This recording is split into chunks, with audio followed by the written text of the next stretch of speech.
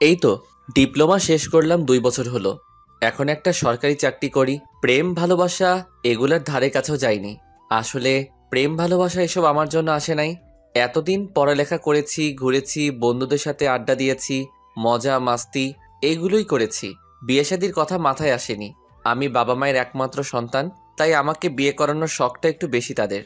আসলে তাদের মেয়ে নাই তো, আমাকে বিয়ে করিয়ে আমার বউকে তাদের মেয়ের মতো করে দেখার জন্য তাদের এত শখ। বুঝেনি তো, বাড়ির বড় ছেলে এবং একমাত্র সন্তান। তবে আমার বন্ধুদের মধ্যে এখনো কেউ বিয়ে করে নাই, আর আমারও এত তাড়াতাড়ি বিয়ে করার প্রতি কোনো ফিলিংস নাই। একদিন অফিস শেষ করে বাড়ি আসলাম সন্ধ্যা 7টার দিকে। হঠাৎ মা বলল, রেডি হয়ে নে, মেয়ে দেখতে যাব। আমি বললাম, আরে আমি এখন অফিস থেকে আসছি। তো কি হয়েছে, এভাবে চল। আরে অফিসের জমা পড়ে, আমি এখন মেয়ে দেখতে যাব। হুম, এভাবে যাবি। আর তোকে এভাবে অনেক ভালো লাগতাছে। মা তোমরা যাও, আমি যাব না। তোমাদের পছন্দ আমার পছন্দ। না, তোকেও যেতে হবে আমাদের সাথে। আচ্ছা মা, আমিও যাব। কালকে আমার অফিস বন্ধ, কালকে আমরা মেয়ে দেখতে যাই। না, আমি মেয়ের মাকে কল দিয়ে বলছি, আমরা এখনই যাব মেয়ে দেখতে। এখন আবার কল দিয়ে বলো একটু সমস্যা হয়েছে, কালকে সকালে যাব, তাহলে তো হয়। না, এখনই যাব। আর তুইও আমাদের সঙ্গে যাবি। মায়ের জোড়াজড়িতে রাজি হলাম। জীবনের প্রথম এই অবস্থার সম্মুখীন হলাম, একটু নার্ভাস লাগতেছে। গেলাম মেয়ের বাড়িতে, অনেক রকম নাস্তা দিল, খেলাম। মেয়ের মা ছিলেন আমার সামনে বসা। মনে মনে ভাবতে লাগলাম, হবু শাশুড়ি যেহেতু সুন্দর, তাই তার মেয়েও হয়তো সুন্দরী হবে। মেয়েটা কিরকম হবে এই ভেবে মনের ভিতর খোঁজ খোঁজ করতেছে। কিছুক্ষণ পরে দুইটা মেয়ে আমাদের দিকে আসতে লাগলো এবং আমার সামনে বসে থাকা আমার হবু শাশুড়ি পাশে এসে বসে একটা সালাম দিল। আমি মনে মনে সালামের জবাব দিলাম। তার চোখের ভঙ্গিমায় বুঝতে পেরেছি মেয়েটা বেশ রোমান্টিক হবে। মেয়েটার ঠোঁটের কোণে একটা তিল আছে, আর আমি তখনই সিদ্ধান্ত নিয়ে নেই যে যদি বিয়ে করি এই মেয়েকে করব। মেয়ে যে কি সুন্দর করে মুচকি হাসি দিল, মনটা একদম ভরে যায়। ভাবতেই পারিনি আমার প্রথম দেখা মেয়েটা এতটা সুন্দর হবে। মেয়েটা একটু লাজুক ছিল, সব মিলিয়ে খুব কিউট একটা মেয়ে। সত্যি কথা বলতে কি, মেয়েটাকে এক দেখাই ভালোই লাগলো। মা মেয়েটাকে বলল, মা, তোমার নাম কি? আমার নাম আখি। উপস, নামটাও জোস, আর ওর কণ্ঠটাও অসাধারণ। কোন ক্লাসে পড়ো মা? ইন্টার প্রথম বর্ষ। বয়স 17-18 হবে হয়তো। আমি কিন্তু একদম চুপ, একটাও কথা মুখ দিয়ে বের হচ্ছে না। এই কথা বলে মা আখির মায়ের থেকে বিদায় দিল। চলে আসলাম বাড়িতে। রাতে খাওয়ার সময় মা বলে, মেয়েটাকে তোর কেমন লাগলো? আমি বললাম, তোমরা যা ভালো বুঝো। এমনিতেই আমি একটু লাজুক প্রকৃতির ছেলে। বন্ধুরা সবসময় বলে, তুই বিয়ে করলে কেমনি কি করবি। তাছাড়া মা বাবারও আকিকে ভালোই লেগেছিল। এখন আমি বললেই তারা পাকা কথা বলবে। আমিও রাজি হয়ে গেলাম। ভাবলাম বিয়ে যখন একটা করতেই হবে, করে ফেলি। সব ঠিকঠাক, এখন শুধু কবুল বলা বাকি। 15 দিন পর বিয়ের ডেট ফাইনাল। অপেক্ষায় অপেক্ষায় পার হয়ে এই 15 দিন, কাল আমাদের বিয়ে। বিয়ে ঠিক হওয়ার পর থেকে রোজ কথা হতো আমাদের। আমি বুঝতে চেষ্টা করি আখির কিসে ভালো লাগে, কিসে খারাপ লাগে। সেও বুঝতে চেষ্টা করতো আমার কোন কোন জিনিসটা ভালো লাগে। কি করলে আমি আর রাগ করে থাকতে পারি না এসব। বিয়ের সব কেনাকাটা শেষ। বিয়ের প্রথম শাড়ি হিসেবে কিনা হয় 10,000 টাকার লাল শাড়ি। সেকেন্ড শাড়ি হিসেবে কিনা হয় নীল কালারের শাড়ি। আর আমার হবু বউয়ের জন্য আমার নিজ পছন্দের একটা কালো শাড়ি কিনা হয়। আমি যেহেতু বাবা মার একমাত্র সন্তান, তাই বাবা মার কথা হচ্ছে বড় করে আয়োজন করে আমাদের বিয়ে দিবে। আমাদের পুরো বাড়ি লাইটিং করা হয়। আস্তে আস্তে সন্ধ্যায় হয়। এর মধ্যে আমাদের সব অতিথি চলে আসছে আমাদের। রাত হলে শুরু হবে আমার বিয়ের হলুদ অনুষ্ঠান। রাত 11টার দিকে হলুদ অনুষ্ঠান শুরু হয়, আর সকল কার্যক্রম শেষ করতে করতে প্রায় রাত 2টা বেজে যায়। তারপর আবার হাতে মেহেদি দিতে দিতে প্রায় রাত 3টা বেজে যায়। রাত পোহালেই বিয়ে। রাত শেষ হয়ে সকাল হলো। ঘুম থেকে উঠলাম, ফ্রেশ হয়ে নাস্তা করলাম। কখন যে সকাল শেষ হয়ে দুপুর হয়ে গেল বুঝতে পারলাম না।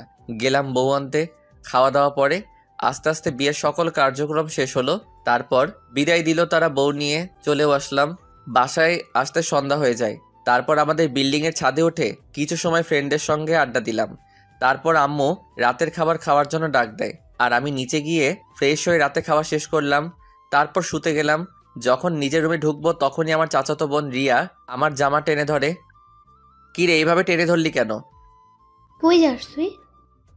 আমার বাসর ঘরে, কই আবার যাব? বললে হলো নাকি? কি বললে হইল নাকি?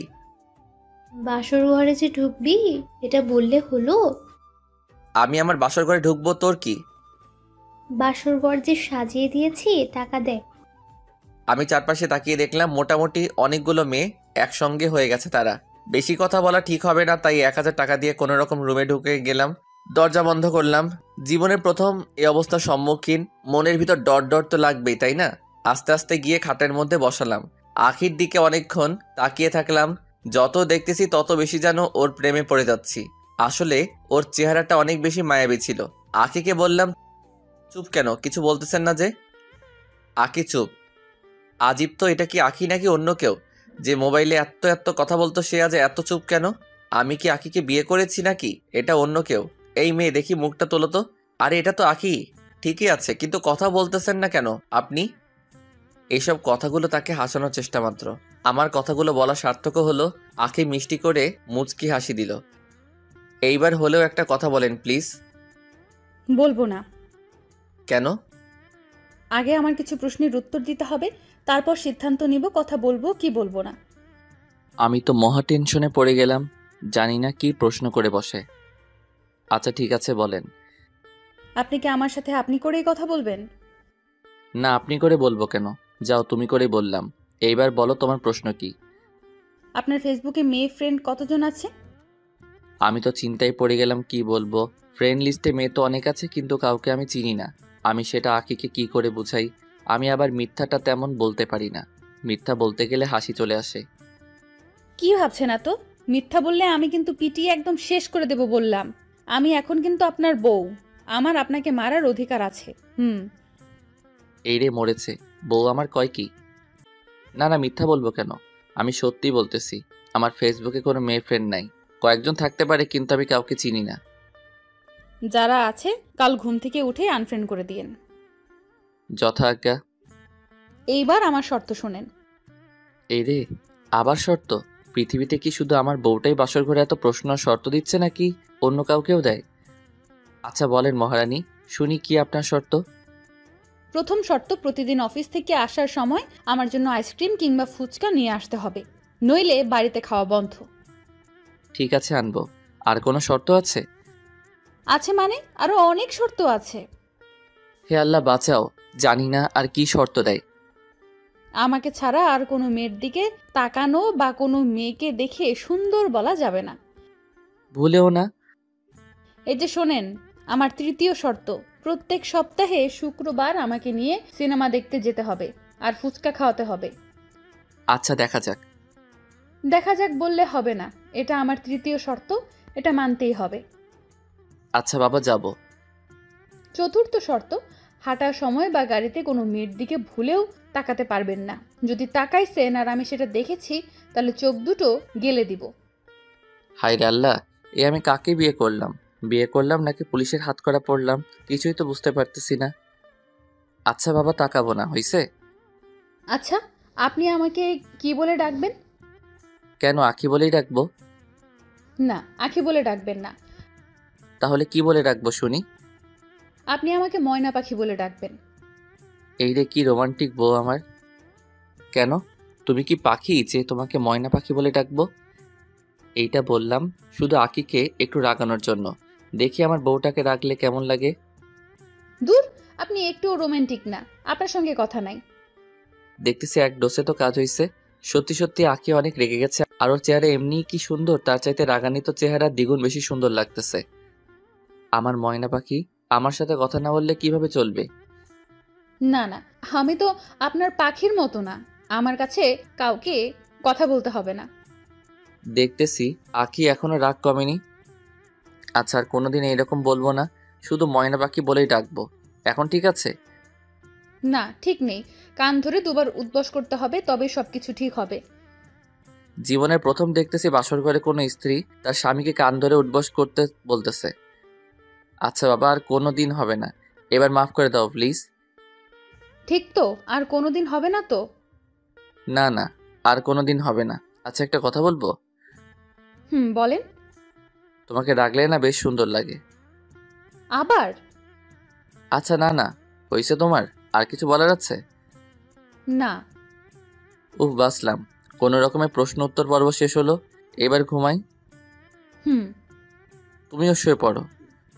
হুম। চোখের কোণে ঘুম আসতেছে। এই মুহূর্তে আঁখি আবার দিল চিল্লানি। হায় রে আল্লাহ, আমি আপনাকে একটা প্রশ্ন করতে ভুলে গেছি। এখন করি প্রশ্নটা।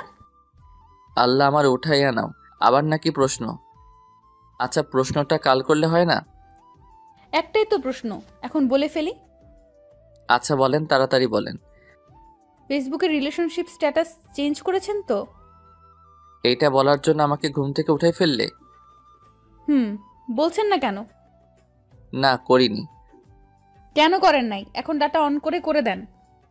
আচ্ছা বাবা, করতেছি, কিন্তু এরপর একটা কথাও বলতে পারবো না। সোজা ঘুমায় যাব, ঠিক আছে? ঠিক আছে। অতপর তার কথা রাজি হয়ে রিলেশনশিপ স্ট্যাটাস চেঞ্জ করে দিলাম। দেখো, করে দিছি। এবার একটু ঘুমাই। ঠিক আছে। কোনো রকমে ঘুমাইলাম। সকাল হতে না হতেই আবার ডাক। এই ওঠেন ওঠেন না, ফজরের নামাজ পড়ে নেন, তারপর ঘুমাবেন। আরেকটু ঘুমাতে দাও প্লিজ। ঘুম থেকে উঠেই পড়ে নিব। না, সূর্য উঠে যাবে, এখনই পড়ে নেন, নইলে পানি আনতেছি। এই না না, উঠতেছি উঠতেছি। আমার অনেক ভালো লাগলো এটা ভেবে যে ও নিজে নামাজ পড়তে উঠছে, আবার আমাকেও তুলছে। মেয়েটা সত্যি অনেক ভালো। আমি তো এইরকম একজন মেয়ে চেয়েছিলাম, যে সব দিক দিয়ে ভালো হবে। দুজনে নামাজ পড়ে বসলাম। চা খাবেন? নিয়ে আসবো। চা বানাতে পারো? অন্য কিছু তেমন করতে পারি না, কিন্তু চা অনেক ভালো বানাতে পারি। ইমপ্রেস করা জিনিসটা ভালোভাবে শিখছে। গুড, তাহলে দেখি কেমন বানাতে পারো।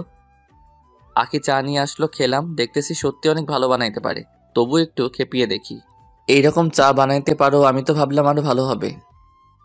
চা ভালো হয়নি? না, একটু না। আমার কিউট বউটার মুখটা লাল হয়ে গেছে। হয়তো মনে মনে ভাবতেছে, বরকে এক কাপ চা বানিয়ে খাওয়াইলাম, সেটাও ভালো করে বানাতে পারলাম না। আচ্ছা, পরের বার আরো ভালো করে শিখে বানাবো নি। আর না বোকা, শিখতে হবে না তো। কেন শিখতে হবে না? তারপর আমার মহারানীকে পিছন থেকে জড়িয়ে ধরে বললাম, কারণ তুমি অনেক ভালো চা বানাতে পারো। তার মানে আপনি আমাকে মিথ্যা বলেছেন? আমার বানানো চা ভালো হয়েছে? একটু মিথ্যা বলছি। তোমার হাতের চা অনেকটা ভালো হয়েছে। এখন আমার ময়না পাখির চেহারা দেখে মনে হচ্ছে বিশ্বটা সে জয় করে ফেলেছে, এমন খুশি। ধ্যাৎ, আমি অনেক নার্ভাস হয়ে গেছিলাম। আমি একটু হেসে বললাম, আমার ময়না পাখি নার্ভাস হওয়ার কোনো কারণ নাই, আমি তো এমনই মজা করি। আখি মুচকি হেসে আমার সামনে থেকে উঠে চলে যায়। আর কি, ঘুম, কথা বলতে বলতেই অনেক বেলা হয়ে গেল। তারপর মা বাবার সাথে সকালে নাস্তা করতে বসলাম। মাকে বললাম, জানো মা, আজকে আমি ফজরের নামাজ পড়ছি। তোমার বৌমা আমাকে পানি মারার ভয় দেখিয়ে উঠাই ফেলছে। এই কথা শুনে মা বাবা তো মহা খুশি। কেন খুশি জানেন? এই যে আমাকে জব্দ করার মানুষ এসে গেছে বলে। খুব ভালো কাজ করেছো মা। প্রতিদিন ওকে ফজরের নামাজ পড়াইবা, সকাল সকাল উঠিয়ে দিবা। হঠাৎ আঁকি বলে উঠল, মা বাবা আপনারা দুইজনেই আমাকে তুমি করে না তুই করে বলবেন। আচ্ছা ঠিক আছে, তুই করেই বলবো। এই চিত্র দেখে মনে হলো বিয়েটা এখন কেন করলাম। বিয়েটা আরো অনেক আগে করার দরকার ছিল। এই শোন, আকিকে নিয়ে একবার ওর বাপের বাড়ি থেকে ঘুরে আয়, মেয়েটার মন খারাপ করবে। আমার তো মনে হয় না ওর মন খারাপ হবে। এখানে তো মহা খুশিতে মনে হচ্ছে। মা, আরো কয়দিন পরে যাই। না, আজকে যাবি। বলছি মানে আজকে যাবি। আচ্ছা, কি আর করার। কিছুক্ষণ পর দেখি আঁকি বোরকা টোরকা পরে রেডি। আমাকে বলল রেডি হয়ে নেন। আমিও রেডি হয়ে নিলাম। রাস্তায় বের হতে আঁকি বলে উঠল, আমরা রিকশায় কবে যাব? হ্যাঁ, এত রোমান্টিক চিন্তা তার মাথায় আসে কোথা থেকে? মানে, তোমার কি ধারণা আছে এখান থেকে রিকশায় করে যেতে কতক্ষণ সময় লাগবে? আর রিকশা তো যাবে বলে মনে হয় না এত দূর। যাবে যাবে। আপনি ডাকেন তো, এমন করেন কেন? একটা রিকশাই ডাকবো। যদি সেটা না যায় আর ডাকবো না, ঠিক আছে তো? আচ্ছা ঠিক আছে, ডাকেন। এবার কথা আর না বলে। তারপর আমি ভালো স্বামীর মতো একটা রিকশা ডাক দিলাম। রিকশাটা আমাদের সামনে আসলো। তারপর আমাদের গন্তব্যস্থলের কথা বলি। রিকশাওয়ালা মামা একটু হেসে দিল। অতপর সেই রিকশাওয়ালাও গুটিবাজি করলো। আমার সাথে সেও যেতে রাজি হয়ে গেল। শর্ত মতে আমার যেতেই হলো রিকশায় করে। নাও মহারানী, তোমার আশা পূর্ণ হলো। উম, হুম, আমি এখন অনেক খুশি। যাক, তুমি খুশি হলে আমি খুশি। তারপর রিকশায় উঠে চুপচাপ বসে রইলাম। কিছুক্ষণ পরে আঁকি বলে উঠল, কিছু বলেন না কেন? কি বলবো? রিক্সায় যেতে কেমন লাগতেছে? ভালোই তো লাগতেছে, কিন্তু সেটা ওকে বুঝতে দেওয়া যাবে না। একদম বাজে। ভালো না লাগলে বলতে পারেন, নেমে যাই, অন্য গাড়ি করে চলে যাব। এত দূর আসার পর মনে হলো কথাটা থাক, এখন আর নামতে হবে না। ধ্যাৎ, আপনি একদম আনরোম্যান্টিক। আমি ভাবলাম আপনার ভালো লাগবে, আমাকে আরো থ্যাঙ্কস জানাবেন। কি আমি আনরোমান্টিক? ওয়েট। এই বলে তার গালে একটা আলতো করে চুমু খেলাম। অসভ্য। কি আমি অসভ্য? একটু রাগার ভাব নিয়ে ওর থেকে ডিস্টেন্স হয়ে বসার চেষ্টা করলাম। কি করছেন? কি পড়ে যাবেন তো? পড়ে গেলে তো ভালো, এই অসভ্য ছেলের সাথে তোমাকে যেতে হবে না। এটা বলার সাথে সাথেই ও আমার মাথাটা টেনে মা, রাগ কমানোর ব্যাপারে মেয়েরা অনেক এক্সপার্ট। এই কেউ দেখবে? দেখুক, আমি আমার মিস্টারের গালে চুমু খাচ্ছি। এইরকম একটা বউ পাওয়া সত্যিই ভাগ্যের ব্যাপার। তুমি না সত্যিই পাগলি। হুম, আমি শুধু আপনার পাগলি। আমার এখন কোন গানটা গাইতে মন চাইছে জান? কোন গানটা? এই পথ যদি না শেষ হয় তবে কেমন হতো তুমি বলো তো। কিন্তু কি আর করার, এসেই তো পড়েছি। তার মানে আপনার রিক্সা করে আসাটা ভালো লাগলো? হুম, অনেক। তোমাকে একটু রাগানোর জন্য বলেছি, ভালো লাগে নাই। তাহলে থ্যাঙ্কস দেন। থ্যাঙ্কস। আসলাম শ্বশুর বাড়িতে। আসার সময় মিষ্টি নিলাম, আরও কিছু ফল নিলাম। আঁকি না করছে বেশি কিছু না নিতে, তারপরেও আমি নিছি যত কিছু প্রয়োজন। নতুন জামাই শ্বশুর বাড়িতে যাওয়ার সময় আঁকি আর আমি আসছি দেখে আঁকির আম্মু ঘর থেকে বাইরে এসে আমাদেরকে নিয়ে ঘরে চলে যায়। ঘরে ঢুকে বসলাম, সবার সাথে কথাবার্তা বললাম। তারপর আস্তে আস্তে দুপুর হয়ে গেল। আঁকি এসে আমাকে খাওয়ার টেবিলে নিয়ে যায় এবং জামাই আদর শুরু হয়। জানেনই তো, বাঙালির জামাই আদর এক পাশ দিয়ে শ্বশুর দেয়, আরেক পাশ দিয়ে শাশুড়ি দেয়। আর আমার মহারানী তো আছেই। যে মানুষটা এক প্লেট খাইতে পারে না তাকে তারা সবাই মিলে 2 প্লেট খাওয়ালো। তারপর তারা বলে আমি নাকি খেতে পারি না। যাই হোক, মোটামুটি খাওয়া শেষ করে আঁকির রুমে এসে শুয়ে পড়লাম। কিছুক্ষণ পর আঁকি রুমে আসলো। তারপর তাকে বললাম কিছুক্ষণ রেস্ট করে রেডি হওয়ার জন্য। আমিও কিছুক্ষণ রেস্ট নিলাম। তারপর শ্বশুর শাশুড়ির কাছে গিয়ে বললাম বাসা ফিরে যাব। তারা থেকে যাওয়ার জন্য আবদার করছিল, সম্ভব নয় বলে বিদায় নিয়ে চলে আসলাম। রাস্তায় বেরিয়ে আঁকিকে বললাম, এইবার কি রিকশায় করে যাবে? না না, সন্ধ্যা হয়ে গেছে, অন্য গাড়ি দেখো। একটা সিএনজি নিয়ে চলে আসলাম। রাতে খাওয়ার পর শুতে গেলাম। আঁকিকে বললাম, কাল ঘুমাতে দাওনি, আজ একটু ঘুমাতে দাও। আর কাল শুক্রবার, তোমার সাথে কথা অনুযায়ী তোমাকে সিনেমা দেখতে নিয়ে যাওয়ার কথা, কিন্তু কাল যেতে পারবো না, সরি। বন্ধুদের সাথে বিয়ের পর দেখা হয়নি, কাল সবাই মিলে একটু আড্ডা দিব। তোমাকে পরের শুক্রবার থেকে নিয়ে যাব, ঠিক আছে আমার মহারানী? আচ্ছা ঠিক আছে, পরের সপ্তাহ থেকে যেন মিস না হয়। ওকে লক্ষ্মী পাগলি আমার, গুড নাইট। ওকে, গুড নাইট। নামাজ পড়তে ডেকে দেব?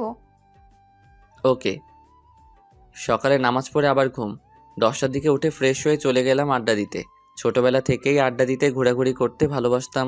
বিয়ে করেছি বলে এই অভ্যাসটা পাল্টে যাবে এটা কখনো হতে পারে না। দেখা হলো বন্ধুদের সাথে। কিছুক্ষণ পরে একটা বন্ধু এরকমভাবে আমার থেকে মজা নেওয়া শুরু করে। বিয়ে করে মনে হয় বিপদেই পড়লাম। আসলে বন্ধুগুলো এমন হয়, তবে তারা তাদের ভাবিকে খুবই সম্মান করে কথা বলছে। মানি আমার মহারানীকে, তবে বন্ধুগুলো আমাকে ইচ্ছে মতো বলছে।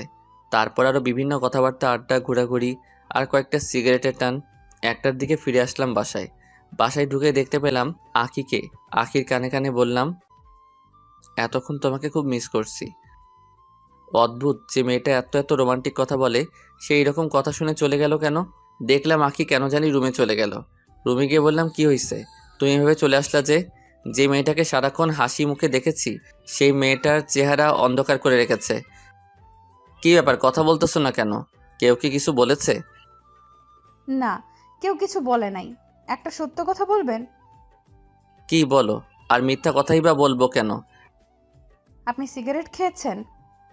ও শিট, চকলেট মুখে দিতে ভুলে গেছি। এখন কি জবাব দিব? মিথ্যা বলার তো উপায় নেই। কয়েকটান দিয়েছি। এইরকম বলতেই ও আমার হাতটা ধরে ওর মাথায় নিয়ে যায়। আমার মাথা ছুঁয়ে শপথ করুন, আপনি আর কোনো দিন সিগারেট খাবেন না। আচ্ছা, তোমার মাথা ছুঁয়ে শপথ করলাম, আর কোনো দিন খাবো না। আচ্ছা, তুমি আমাকে ভালোবাসো? অনেক বেশি ভালোবাসি আপনাকে। আর এটাই ছিল আমার সারা জীবনের বাসনা। কেমন? আমি আল্লাহর কাছে সব সময় প্রার্থনা করতাম, হে আল্লাহ, আমাকে ধৈর্য ধারণ করার ক্ষমতা দাও, যেন আমি আমার সব কিছু আমার স্বামীর জন্য হেফাজত রাখতে পারি। এই কথা শুনেই আল্লাহর কাছে শুকরিয়া আদায় করলাম আমার ভাগ্যে এরকম একটা বউ রাখার জন্য। কারোর সাথে প্রেম করে নাই, কোনো কিছু করে নাই, এরকম মেয়েও আছে, সত্যি আমার বিশ্বাস হচ্ছে না। আচ্ছা, এত ভালো মেয়ে এখনো আছে পৃথিবীতে? কেন, আমাকে কি মেয়ে বলে মনে হয় না? সব মেয়েরা খারাপ তা কিন্তু নয়, আবার সব মেয়ে ভালো তাও কিন্তু নয়। ভালো খারাপ মিলেই তো এই পৃথিবী। একজন খারাপ কাজ করবে আর বদনাম সবার উপর চাপিয়ে দেওয়া, এটা কিন্তু ঠিক না। আমার রোমান্টিক বউটা দেখতেছে অনেক কিছু জানে। এত কথা শিখলা কোথায় থেকে? এগুলো শিখতে হয় না। আচ্ছা, বুঝলাম, কোনো রকমে ম্যানেজ করলাম। আচ্ছা তুমি বসো, আমি গোসল করে আসি, তারপর একসাথে ভাত খাবো। এই দাঁড়াও, আমিও যাব তোমার সাথে। কোথায়? কেন, গোসল করতে? একসাথে স্বামী স্ত্রী গোসল করলে নাকি আজীবন তারা একসাথে থাকে? মায়ের চিনেন? মায়ের খাবেন বলে দিলাম। কি রোমান্টিক রে আপনি! যাই বলেন, এই রোমান্টিকতা কিন্তু আমার থেকে শিখছেন। আমি আপনার থেকে শিখেছি ম্যাডাম, আপনি তো আমার রোমান্টিক গুরু। আচ্ছা হয়েছে, এবার ছাড়েন, আর রোমান্টিকতা করতে হবে না। এবার কিন্তু দেরি হয়ে যাচ্ছে। আচ্ছা যাও, তাড়াতাড়ি আসিও। সে গোসল করতে চলে গেল। আমি বসে ভাবতে লাগলাম, আকি সত্যি কি এত ভালো? আসলে আমার বিশ্বাস করতেই কষ্ট হচ্ছে এই মেয়েটা এতটা ভালো। ভাবতে ভাবতে দেখলাম আখির মোবাইলে ফোন আসছে, ওর মোবাইলে কল আসছে। আমি কেন রিসিভ করবো এইভাবে রিসিভ করলাম না, দেখি আবার ফোন আসছে। এইবার রিসিভ করে বলে দেই আখি গোসল করতেছে। হ্যালো, কে? আমি আখির বান্ধবী মিথিলা বলতেছি। আখি কোথায় আর আপনি কে? আমি আখির স্বামী। আখি এখন গোসল করতেছে, ও আসলে বলে দিব আপনি কল করেছেন। এখন রাখি, কেমন? এই না না, আপনাকে একটা কথা বলার ছিল। জি বলেন, কি কথা? আপনি তাহলে সেই সৌভাগ্যবান? কেমন সৌভাগ্যবান? আচ্ছা বলি শোনেন, কেমন সৌভাগ্যবান আপনি। আমি আর আখি অষ্টম শ্রেণী থেকে একসাথে পড়ালেখা করেছি। ওই স্কুল জীবনে সে থাকতো একদম চুপচাপ শান্ত প্রকৃতির একটা মেয়ে। সত্য কথা বলতে কি, আমাদের ব্যাচের প্রায় সব মেয়েরাই প্রেম ট্রেম এগুলো নিয়েই ছিল, কিন্তু আখি একদম ডিফারেন্ট। সে অনার্স পর্যন্ত আখিকে এই বিষয়ে কিছু বলতামই না, কিন্তু এখন তো অনার্সে, এখন যদি লাইফটাকে এনজয় না করে কবে করবে? এইভাবে আখিকে বললাম, আচ্ছা তুই এরকম কেন? এতদিন হয়েছে ছোট ছিলি তাই প্রেম টেম করস না, কিন্তু এখন তো বড় হয়েছস, এখন যদি লাইফটাকে এনজয় না করস কবে করবি? আখি বলল। শোন মিথিলা, আমি তোর পায়ে ধরি, আমার সাথে প্লিজ এই ব্যাপারে কোনো কথা বলিস না। আমি এগুলো আগেও পছন্দ করতাম না, এখনো করি না, আর বিয়ের আগ পর্যন্ত করবও না। আমার যত ভালোবাসা সব আমার বরের জন্য তুলে রাখবো। এই কথা শোনার পর তো কোনো স্বামী তার স্ত্রীকে সবকিছু দিয়ে না ভালোবেসে পারে না। আচ্ছা বুঝলাম, এখন রাখি, কেমন? ওকে। দেখলাম আখি গোসল করে চলে আসছে, ওকে জড়িয়ে ধরে বললাম, আজ এই মুহূর্তে আমাকে একটা কথা দিতে হবে, পারবে? কেন পারবো না, বলেই দেখেন, আপনার সব কথা আমি রাখতে রাজি। যাই হয়ে যাক, আমাকে ছেড়ে চলে যাওয়া তো দূরের কথা, চলে যাওয়ার কথা কখনো চিন্তাও করতে পারবে না। আমি আপনার এই বুকে মাথা রেখে সারা জীবনটা কাটিয়ে দেব। আরেকটা কথা দিতে হবে। আর কি কথা হতে পারে? সারা জীবন আমাকে তোমার রোমান্টিক কথা শোনাতে হবে, মানে আমার রোমান্টিক বউ হয়ে থাকতে হবে, পারবে? আমি আপনার রোমান্টিক বউ, আপনি আমার রোমান্টিক জামাই।